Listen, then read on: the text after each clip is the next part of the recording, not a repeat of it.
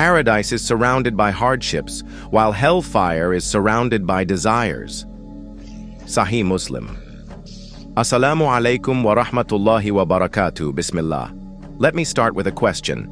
Have you ever felt so drained, so tired, that even lifting your hands for a single prayer feels impossible?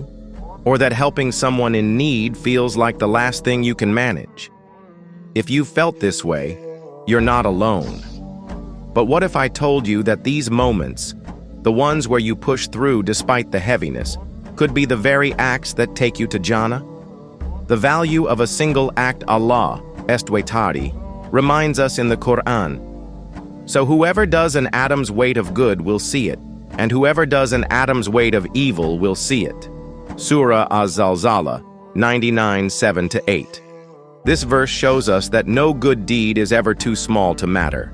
When you feel like life is suffocating you, and you still get up to pray that one Salah, or you still choose to lend a helping hand despite your struggles, that is huge in the sight of Allah. The Prophet Muhammad, peace be upon him, said, "The most beloved deeds to Allah are those that are consistent, even if they are small." Sahih Bukhari. So, imagine the weight of those small, consistent acts done in moments of struggle. Examples from real life. The tired worshiper. You've had a terrible day, your heart is heavy, and it feels like Allah isn't answering your du'as. But then, you force yourself to pray Isha. That one Salah could outweigh years of easier prayers because it came from a place of sincerity and struggle. The overwhelmed helper. You're drowning in your own problems, yet someone asks for your help. You think, how can I help when I can barely keep myself together? But then you push through and help them, even with something small. Maybe that act becomes your ticket to Jannah. The one who perseveres. Imagine someone lowering their gaze when it feels impossible, or giving charity when they barely have enough for themselves. Allah sees not just the action, but the effort behind it.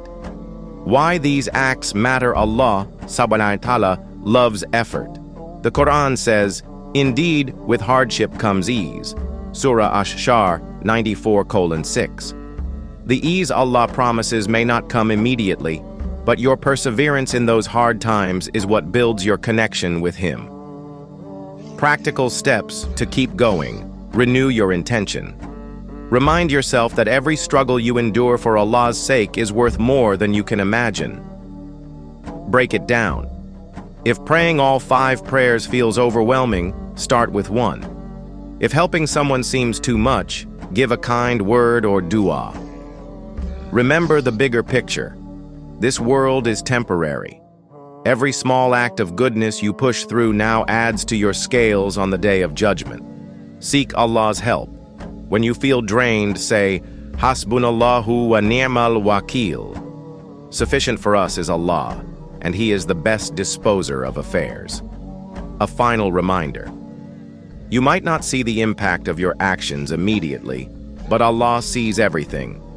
That one prayer, that one act of kindness, or that one moment of patience could be the reason you walk into Jannah. The Prophet, peace be upon him, said, "Do not belittle any good deed, even meeting your brother with a cheerful face." Sahih Muslim. So, no matter how small or how hard it feels, keep going, because you never know which deed will open the gates of Allah's mercy for you. Jazakum Allahu khairan for watching. May Allah strengthen us to persevere in His path. Asalamu alaykum wa rahmatullahi wa barakatuh.